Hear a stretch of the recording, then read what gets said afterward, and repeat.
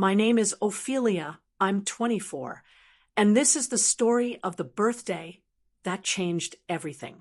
My parents told me I wasn't ready to sit with the family yet, and what followed uncovered a truth I never saw coming. Sometimes the cruelest betrayals don't come from strangers. They come from the very people you trust to love you most. Tell me where you're watching from in the comments. And don't forget to subscribe for more family drama and stories of emotional courage. I woke up that morning with a strange hope tugging at me, even though I knew better. Birthdays were always complicated in my house, but some part of me clung to the idea that maybe this year would be different. 24 felt like a milestone. I was no longer the insecure teenager who could be brushed aside with excuses. I had a job, bills of my own, and a growing sense that life was shifting beneath me. Surely, that would mean something to them. The first sound I heard was laughter in the kitchen. Not my laughter, not voices calling for me, but the clink of dishes and the low hum of conversation between my parents and siblings.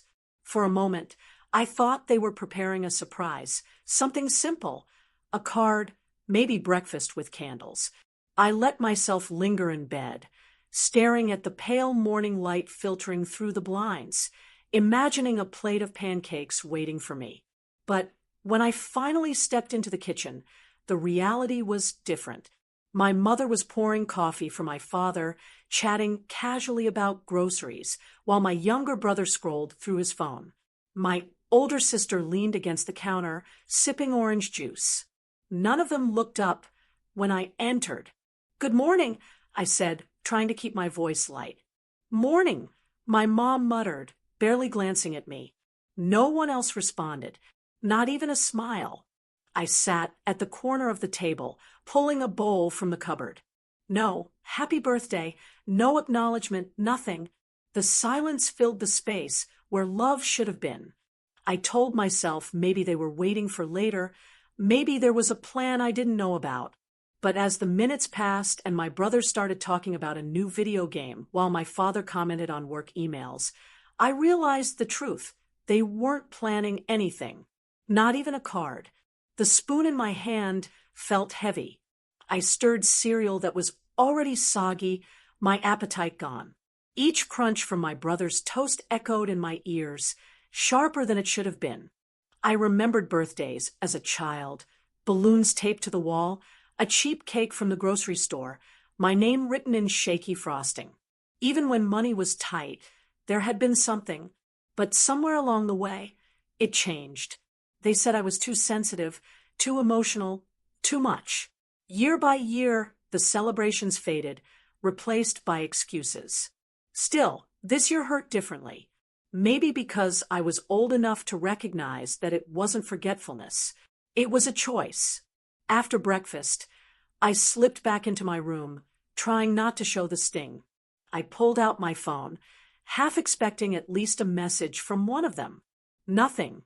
My lock screen glowed with a single notification. A friend from college had written, "Happy birthday." Oh, I stared at it longer than I should have, clinging to the small reminder that someone out there remembered. I lay back on my bed, listening to the faint sounds of my family moving on with their day. My father left for work, my sister called a friend, and my mom started laundry. The normal rhythm of a household, but without me in it. I was a ghost in my own home.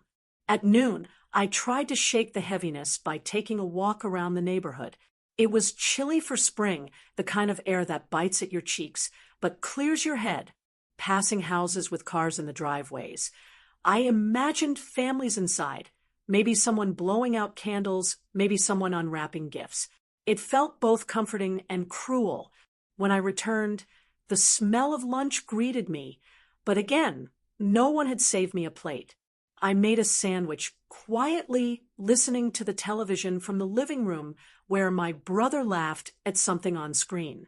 They weren't ignoring me completely. They acknowledged me when I spoke, but it was the kind of acknowledgement you give to a stranger at the grocery store. Civil, detached, empty. The hours dragged. I scrolled through old photos on my phone, snapshots of birthdays I had forced into existence. Last year, I baked my own cake, convincing myself it was empowering. I'd posted a picture online with a smile that didn't reach my eyes. Comments from friends had rolled in, but my family hadn't even liked the post. By late afternoon, the weight of the day pressed down harder. I sat on my bed, pulling open the small drawer where I kept keepsakes. Inside was a card my grandmother had sent years ago, before she passed. In her shaky handwriting, she had written, "Don't forget, Ophelia, you deserve to be celebrated." I traced the words with my finger, wishing she were still here. She had been the only one who made me feel seen. The silence of the house grew louder as the sun dipped lower. My stomach tightened with the thought of dinner. Family dinners were always tense, but on birthdays, they carried an extra sting. I imagined the table set neatly, everyone chatting as though the day meant nothing, and me once again on the outside. For a moment, I thought about skipping dinner altogether, staying in my room with headphones on. But another part of me felt stubborn. Why should I hide? Why should I keep shrinking into corners, pretending it didn't matter? I told myself I'd show up, sit down, and wait for them to realize what day it was. But deep down, I already knew what was coming. At 6 o'clock, the smell of roasted chicken and garlic filled the air. My mom's Sunday-style dinner, though it wasn't Sunday. I stepped into the dining room, just as my father was pouring himself a glass of iced tea. Plates were being set, silverware clinking. My sister was laughing about a story from work. When I reached for a chair, my mom looked up. "Not tonight, Ophelia," she said casually, almost kindly, as if she were saving me from something. "You're not ready to sit with us yet." The words hit me harder than I could have expected. Not ready? Not ready for my own birthday dinner. I froze, my hand gripping the back of the chair. My brother avoided my eyes, pretending to study the salt shaker. My father cleared his throat, but said nothing. My sister smirked, just faintly enough for me to notice. It wasn't an accident. It wasn't forgetfulness. It was deliberate. Heat rose in my chest, but I forced myself not to cry, not to give them the satisfaction. "Got it," I said softly, pulling my hand back. I turned toward the kitchen, where the leftovers would be waiting.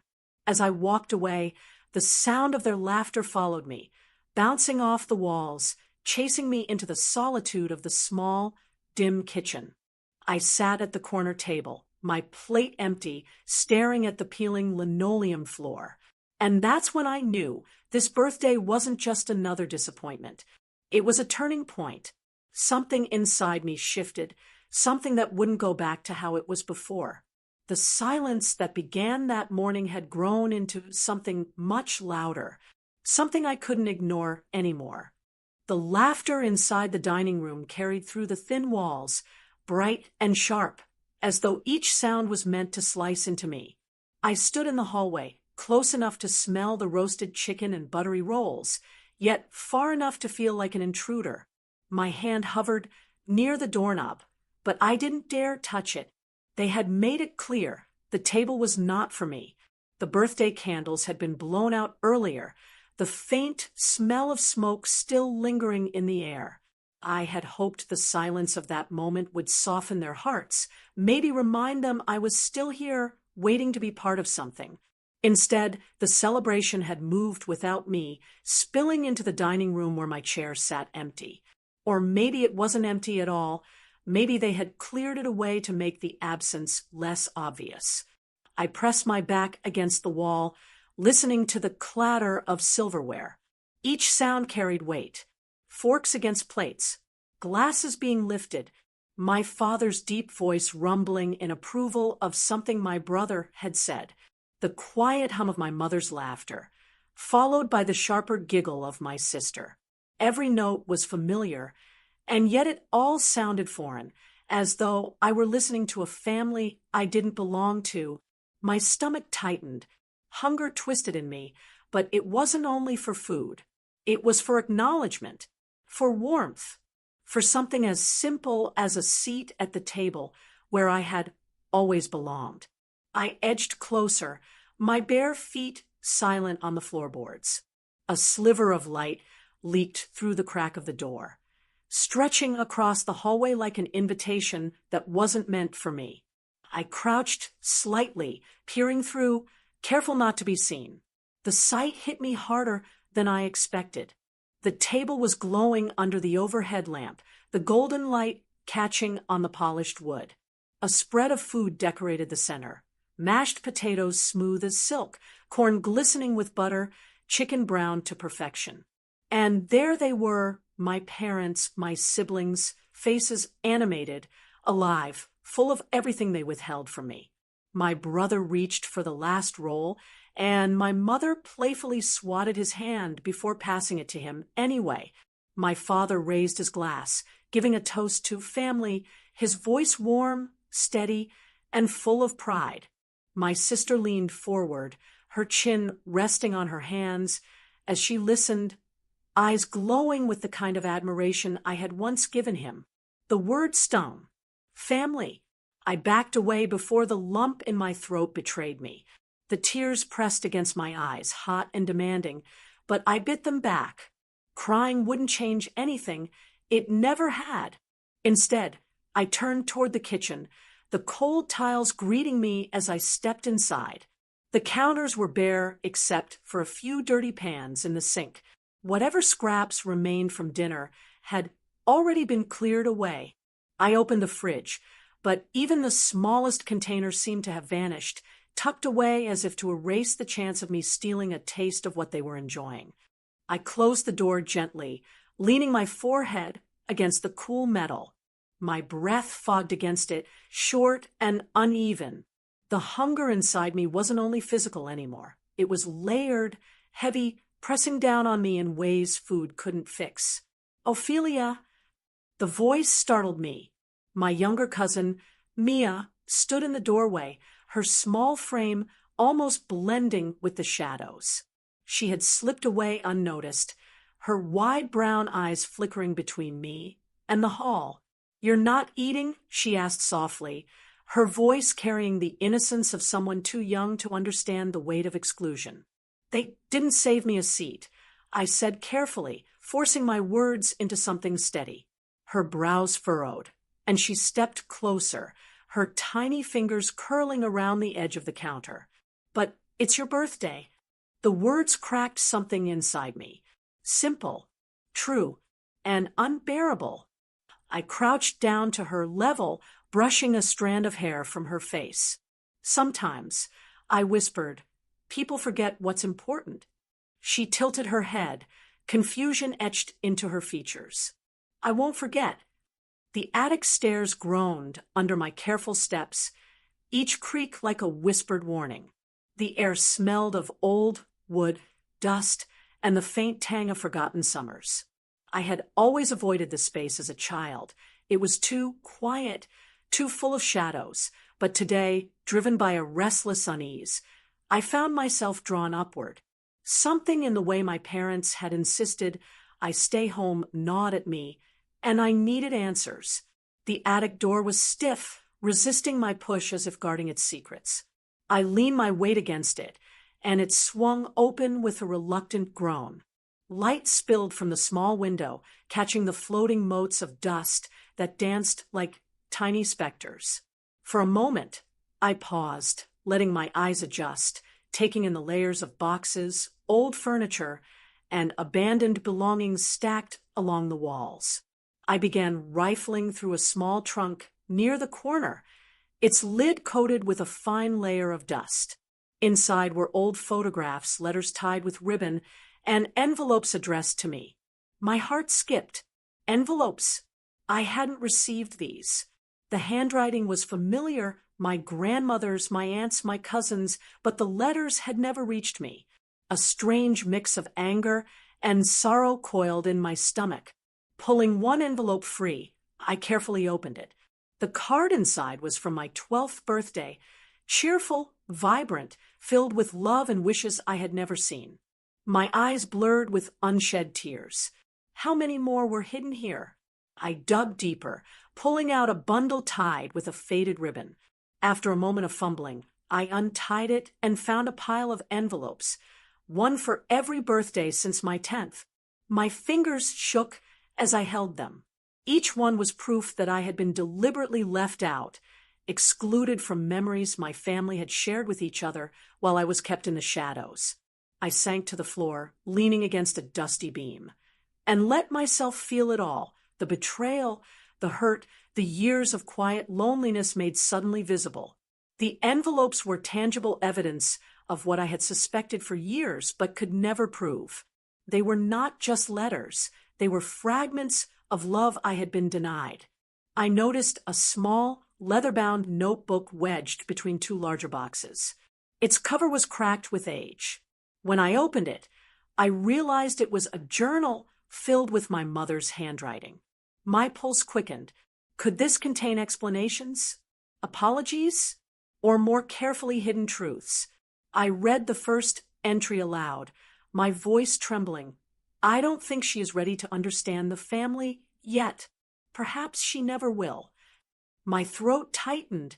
The words were meant to keep me away, to justify the exclusion I had felt my entire life. I flipped further and discovered pages that chronicled every birthday, every small family celebration, noting who was invited, what gifts were given, and even comments on my absence. I held the notebook closer, feeling the sting of years being cataloged, analyzed, and dismissed. A cold clarity settled over me. This wasn't oversight. It was intentional. A sudden noise startled me, a creak of a floorboard below. My parents? I froze, clutching the letters to my chest. But no footsteps followed, just the house settling, or perhaps my imagination, sharpened by betrayal. I let out a shaky breath and continued exploring, needing to uncover everything, every detail that had been deliberately withheld. In the far corner, I found an old, covered trunk. Lifting the heavy lid revealed stacks of carefully preserved birthday decorations and used party hats and ribbons with my name on them, yellowed with age. These had been stored, never displayed, never used in my honor. Each item a reminder that my presence had been deliberately erased. My hands trembled as I lifted a paper crown, labeled, "Happy 13th Birthday, Ophelia." I could almost see it in my mind, sitting alone while the rest of the family celebrated without me. As I sat among these forgotten items, I felt a mixture of anger, sadness, and determination. I began to organize the envelopes and items, stacking them neatly beside me, as if laying the foundation for the confrontation that was inevitable. I whispered aloud, "I see you now. I understand." The attic, which had always felt like a tomb of hidden memories, now became a place of revelation, of acknowledgement. Hours passed without my noticing. I read each card, absorbed each letter, and even tried to piece together timelines, noticing patterns of exclusion.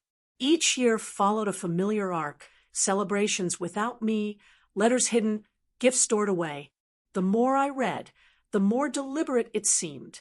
The small injustices I had brushed off as neglect now formed a clear pattern of exclusion and control. A small box near the window caught my eye. Opening it, I found Polaroids of family gatherings, smiling faces, candles lit, presents exchanged. And then, shockingly, a photograph of myself, unnoticed in the background, peeking from behind a curtain. The image made me ache. They had remembered me enough to photograph me, but not enough to include me. My parents' duplicity was tangible here. In these frozen, silent snapshots, I ran my fingers over the photos, feeling the weight of years slip into my hands. I noticed scribbles in pencil on some of them, dates, notes, and even remarks like, "Ophelia wouldn't understand yet," or "keep her busy upstairs."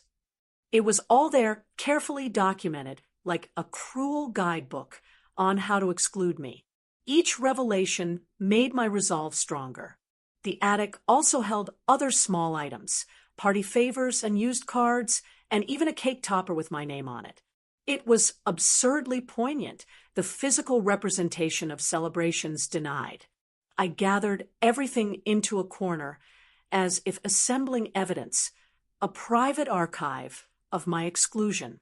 The realization that my parents had orchestrated this level of isolation was painful, but it ignited something else, a quiet, simmering resolve. I leaned back against a dusty crate, clutching the letters and photographs, and let my thoughts roam. I remembered every birthday, every passing year, every quiet dinner where I felt invisible. The attic had become a mirror, reflecting not only the deliberate exclusion, but also my own endurance. For years, I had been patient, quiet, and unseen. Now, armed with proof, I felt a growing confidence that the narrative could change. A sudden memory struck me, a small box of journals I had kept as a child. Digging through the attic, I found them buried beneath blankets. Flipping through them, I realized that even in my youngest entries, I had noted feelings of being left out, of feeling invisible. My own writings were a testament to my sensitivity, my awareness, and my need for connection. The attic had given me validation in a way no conversation ever had. By the time I climbed down the final step, my arms full of letters, photographs, and memorabilia, I felt transformed. The attic, once a shadowed, silent place, had become a repository of clarity. I understood now. The deliberate omission, the hidden cards, the overlooked birthdays. It all painted a picture of intention. But the picture was no longer a source of pain alone. It was a blueprint for the confrontation I would have, the truth I would speak, and the family dynamic I would finally challenge. I paused at the bottom of the stairs, taking one last look at the door. The air was still, almost reverent, as if the house itself recognized that something had shifted.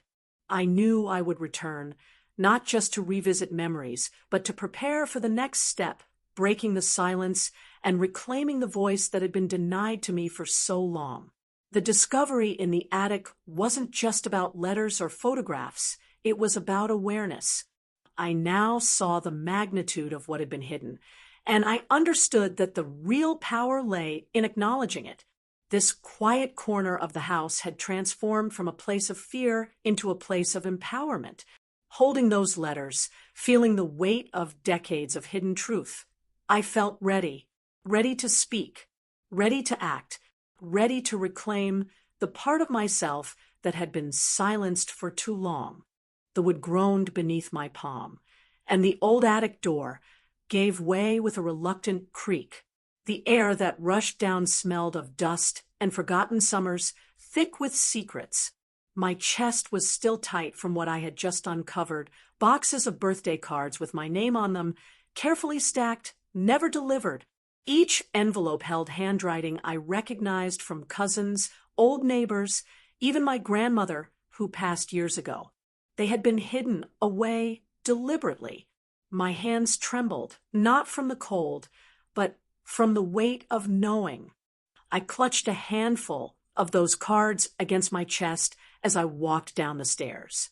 The house was hushed, the kind of silence that usually meant my parents were either watching television or preparing for dinner.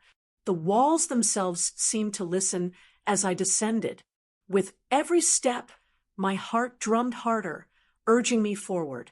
When I reached the bottom, the muffled sound of clinking plates reached my ears.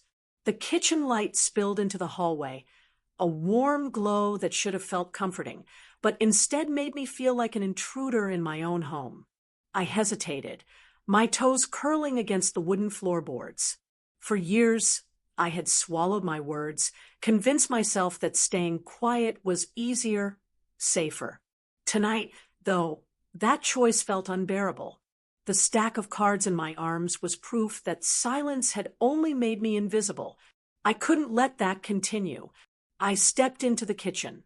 Mom stood at the counter, her back turned, slicing bread with steady hands. Dad sat at the table scrolling through his phone, his face lit up by the screen. Neither of them looked at me immediately. It was always like that, me entering a room without notice, like a shadow that blended too well into the walls. "Mom," I said, my voice tighter than I intended. Her knife paused mid-slice. She glanced over her shoulder, her eyes flicking to the cards clutched in my hands. For a second, her expression wavered, but she recovered quickly, placing the knife down with careful precision. "What's all that?" she asked, her tone deliberately casual. I didn't answer right away. Instead, I placed the cards on the table in front of Dad. The envelopes slid across the wood, fanning out like a deck of fragile truths. His eyes lifted from his phone, brows knitting together. "These," I said, forcing my voice to steady, "are my birthdays. All the ones you never let me have." The room went still. The hum of the refrigerator felt louder than anything else. Mom turned slowly, her hands curling into fists against the counter. Dad blinked at the envelopes, then at me. "What are you talking about?" he muttered, his tone defensive rather than confused. I pulled one envelope free, tearing it open.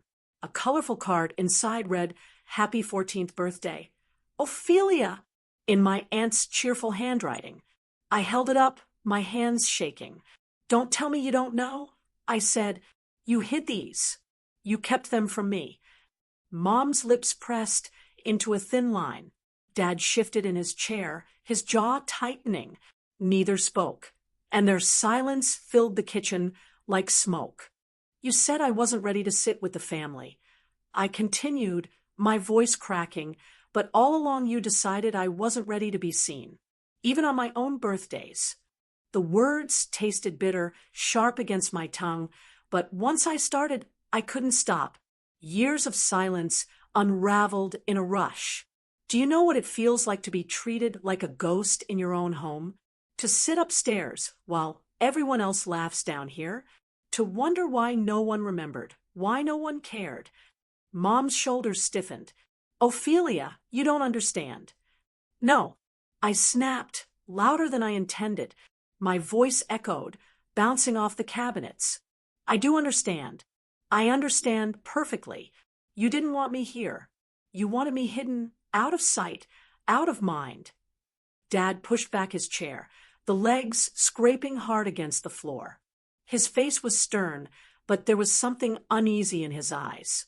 "Lower your voice," he said firmly. "Why?" I demanded. "So the neighbors don't hear?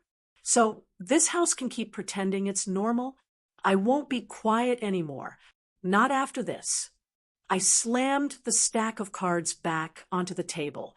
The envelopes scattered, slipping onto the floor, little pieces of stolen joy at my feet. Mom flinched at the sound. "We did what we thought was best," she said quietly, almost pleading. "Best for who?" I shot back. "Because it wasn't best for me." The silence that followed felt suffocating.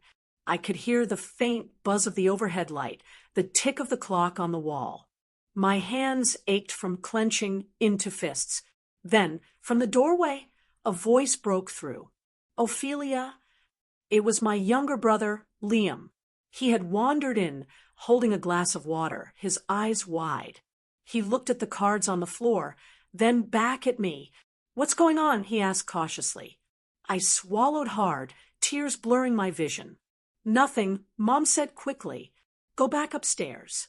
But Liam didn't move. He bent down, picking up one of the envelopes. He read the front, his brows furrowing. "These are yours?" he asked me. I nodded, my throat too tight to answer. His face shifted, confusion giving way to realization. He glanced at Mom, then Dad. "You kept these from her?" Dad's jaw worked, but he didn't respond. Liam shook his head slowly, his voice low but sharp. "That's messed up." Hearing him say it out loud felt like a crack of thunder in the room. It wasn't just me anymore. Someone else saw it, too. Tears finally spilled down my cheeks, hot and unrelenting. I woke up on my next birthday with a quiet resolve humming through my chest. The house was still, early sunlight spilling across the kitchen floor, where crumbs from yesterday's toast had long since been swept away. No balloons, no greetings, no family chatter awaited me. And for the first time in years, I didn't flinch at that emptiness. Instead, I felt a curious sense of freedom, as if the silence itself had invited me to take control. I dressed slowly, savoring the ordinary motions of brushing my hair and tying my shoes, the way sunlight caught the strands and made them glow. This year, I decided the celebration would not depend on anyone else. I would craft it entirely on my own terms. A small smile flickered as I thought of the letters and photographs I had found in the attic, the hidden remnants of past birthdays that had shaped me quietly, painfully, but also taught me patience, observation, and resilience. I gathered a small notebook, the one I had started keeping after the attic discovery. Inside, I wrote my first entry of the day. Today is for me, for laughter, for memories I choose, and for joy I create. The words felt like a shield and a spark all at once. I made a list of everything I wanted to do, not grand gestures or expensive gifts, just simple things that made my heart feel full: a walk in the park, a favorite coffee from the corner cafe, a journal entry, and perhaps a small dinner with my closest friend. By mid-morning, I had slipped into my sneakers and stepped outside. The air smelled crisp, tinged with the faint perfume of early blooming flowers. I walked without a destination, letting my feet carry me to the places that had always felt comforting yet overlooked: the old oak by the pond where I used to sit with a sketch pad, the tiny bookstore tucked between two cafes, and the quiet streets where neighbors waved but never truly noticed. Today, each place seemed to welcome me differently, like I had finally arrived where I belonged, not in someone else's plans, but in my own life. At the bookstore, I picked up a small collection of poetry, leafing through the pages with quiet delight. The poems spoke of ordinary moments, of finding beauty in the small, overlooked details. I realized that my birthdays, once filled with absence and exclusion, could now be a canvas of my own choosing. I bought the book and tucked it under my arm, imagining a future where every birthday would carry this quiet, personal joy. After the bookstore, I treated myself to a coffee at my favorite corner cafe. The barista, who always remembered my name, handed me the cup with a smile that felt unusually warm that morning. I sat by the window, watching sunlight play on the streets and trees, and felt a pang of gratitude. For years, I had searched for recognition from the people who should have given it, but today I understood that acknowledgement could also come from the world I noticed and cherished myself. The afternoon brought a visit to the park. I carried my journal and a small blanket, settling under the sprawling branches of the oak. I wrote freely, recounting memories of past birthdays, the silences, the hidden letters, the photographs tucked away, and then began writing new entries, plans, hopes, dreams, and celebrations that belonged to me. Each word felt like a stitch, repairing the holes left by exclusion, and weaving a fabric of self-celebration stronger than any party or gift ever could be. As the sun began to dip, I pulled out a small cake I had baked that morning. Simple, chocolate, adorned with a single candle. I set it on the blanket, the wind rustling the pages of my journal, and took a deep breath. I whispered to myself, "This is mine. This is my tradition." Lighting the candle felt like igniting a private beacon, a promise to honor myself and every quiet victory that had led to this day. While I sat alone, I realized that this new tradition didn't require an audience. It was about presence, awareness, and intention. I imagined each birthday like a thread in a tapestry. I was weaving, each one colored with the richness of my own choices. I thought about calling my closest friend to join, but then I paused. Today, solitude was part of the ritual, a sacred recognition of my own resilience, a personal declaration that I would not wait for validation from those who had denied it. I spent the evening arranging small tokens around me, a pressed flower from the garden, the poetry book, my journal, and the candle glowing softly. I took photographs, not for anyone else, but to document the evolution of my own tradition. These pictures were, for me, a visual diary of a day I had fully lived on my own terms. I could feel a shift, a lightness that had nothing to do with the absence of family, but everything to do with reclaiming agency over my own happiness. Later, I played soft music on my speaker, allowing the melodies to mingle with the rustling leaves outside the window. I danced slowly, alone, in the quiet glow of the candlelight, and laughed, a sound that had been muted for too long in the halls of exclusion.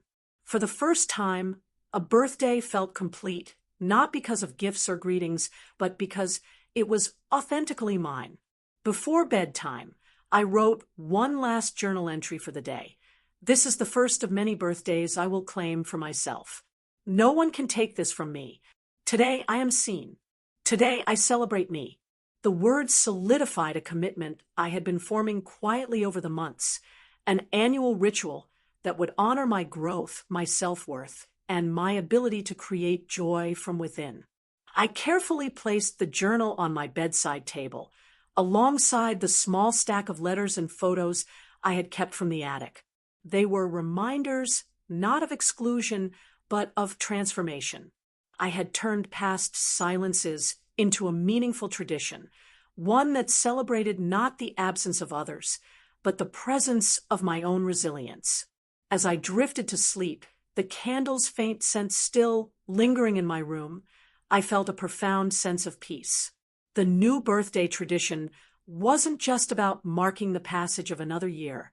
It was a declaration that my happiness, my memories, and my celebrations were mine to shape. And for the first time in my life, I understood that self-celebration could be as powerful, as healing, and as fulfilling as any family gathering ever had been. Tomorrow, I would share my story with a friend, perhaps even invite them to join in small ways. But this first birthday of my tradition belonged solely to me, a quiet, luminous beginning to a ritual that would honor both the past and the future. I closed my eyes with a contented sigh, ready to greet each birthday henceforth with intention, joy, and unshakable self-worth. As I turned the key to lock the bakery that night, the street outside was quiet, the air carrying only the faint scent of rain. For the first time, I didn't feel like I was walking away from another forgotten birthday. I was stepping into something bigger. My tradition wasn't about candles or crowded rooms. It was about giving meaning to the ordinary, weaving strangers into a story that reminded me I was never truly alone. And as the notebook rested safe in my bag, I knew this was only the first chapter of many to come.